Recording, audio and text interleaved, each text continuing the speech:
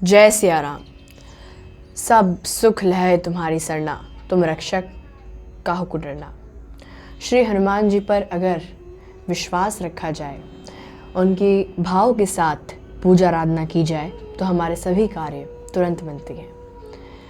इसका एक जीता जागता उदाहरण आज हमारे पास एक अनुभव में लिखकर किसी भक्त ने भेजा है, और इस अनुभव को अगर आप ध्यान से एंड तक सुनते हैं तो आपका हनुमान जी के प्रति विश्वास बढ़ता है, और आपके मन में जितने प्रकार के डाउट हैं कि हनुमान जी हमारे सुनते हैं या नहीं सुनते हैं और क्यों नहीं सुन रहे हैं, उसका भी आंसर इस अनुभव में छिपा है।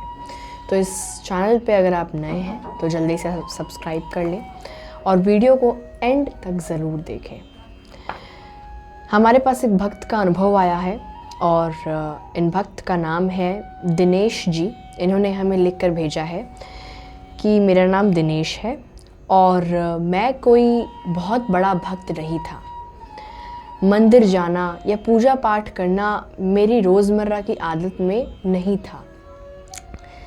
ज़िंदगी भी अपने हिसाब से चल रही थी, सब कुछ ठीक चल रहा था। मैं उतनी ज़्यादा पूजा पाठ नहीं करता था और कभी कभार जब मन करता था तो ईश्वर के आगे ध्यान लगा लिया करता था। ऐसे मैं इतना स्पेसिफिकली पूजा पाठ नहीं करता था। लेकिन धीरे धीरे अचानक से मेरे घर के हालात बिगड़ने लगी, चीज़ें बिगड़ने लगी, काम में रुकावट आने लगी, पैसे को लेकर तनाव बढ़ गया और घर का माहौल भी ठीक नहीं रहता था। सबसे बड़ी दिक्कत ये थी कि मन हमेशा परेशान रहने लगा था।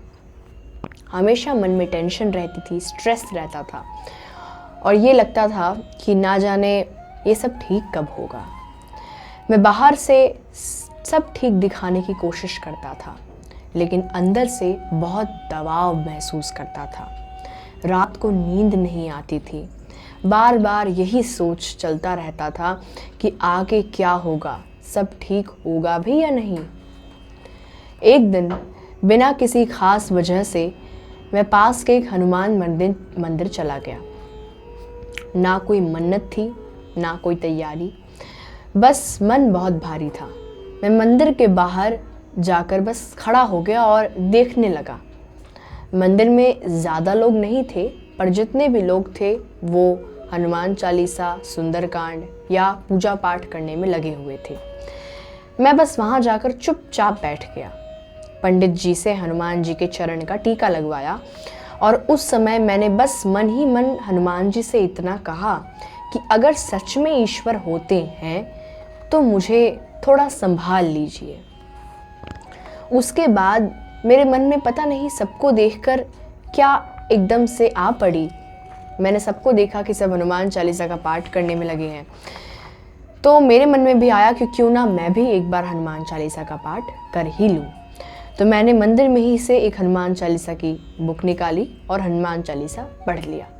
हनुमान चालीसा पढ़ने के बाद एक मन में अलग ही शांति महसूस हुई, और उसी दिन ना जाने क्यों मैंने ये तय कर लिया कि मैं रोज़ सुबह एक बार हनुमान चालीसा पढ़ के अपने कार्य के लिए निकलूँगा। कोई मैंने नियम नहीं बनाया, ना ये सोचा कि इससे कोई चमत्कार होगा।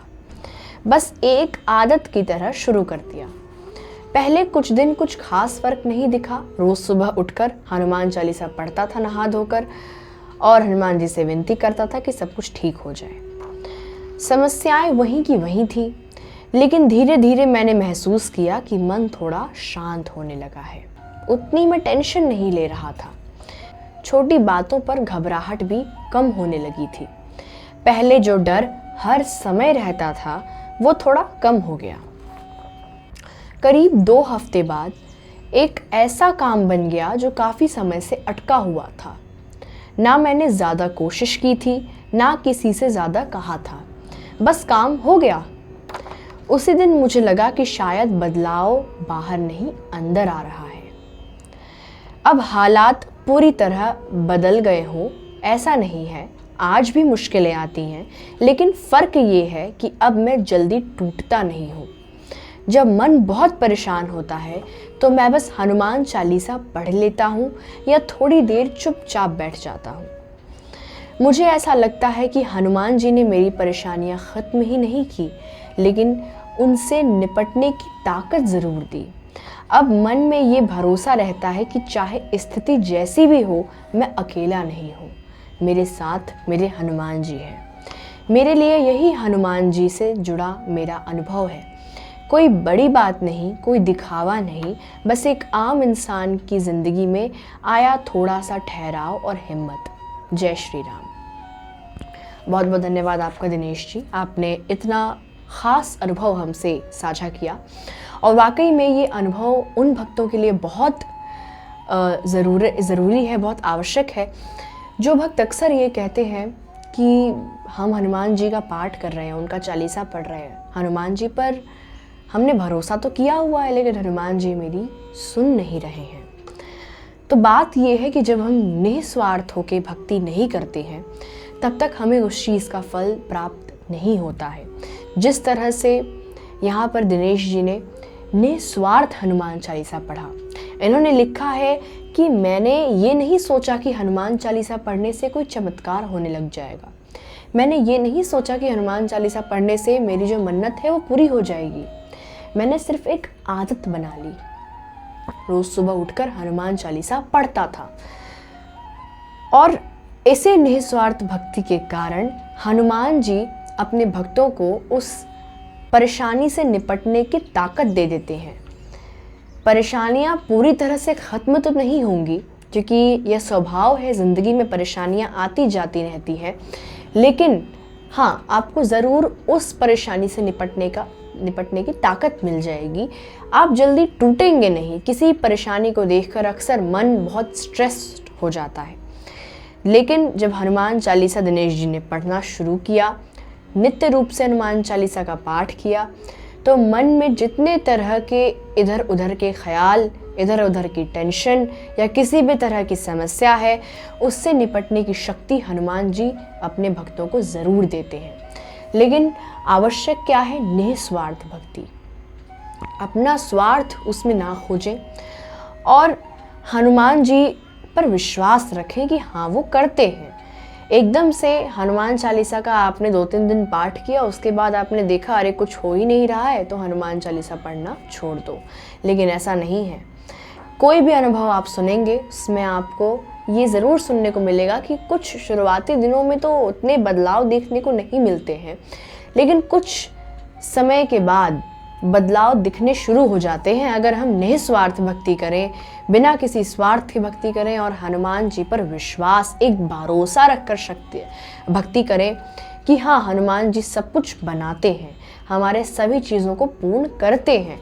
अगर ये थॉट अगर हम अपने माइंड में रखना शुरू कर देते हैं, तो हमारी चीज़ों को पूरा होने में बिल्कुल टाइम नहीं लगेगा। और इतने सारे अनुभव जो मैं आपको सुना चुकी हूँ और आगे भी सुनाऊंगी, उसमें बस यही एक चीज़ होती है कि जो भी भक्तों के जीवन में संकट थे, वो संकट दूर हुए हैं तो इसी वजह से हुए हैं कि उन्होंने हनुमान जी पर विश्वास रखा, भरोसा रखा, निस्वार्थ भक्ति की, और उन्हें उनका फल अवश्य मिला। और आपको भी मिलेगा अगर आप हनुमान चालीसा नियमित रूप से पढ़ते हैं, भाव के साथ पढ़ते हैं, ना कोई जल्दबाजी, ना कोई अपनी इच्छा पूर्ण कराने का एक स्वार्थ, बस पढ़ते जाइए और आपका काम भी बनते जाएगा। जय सिया राम।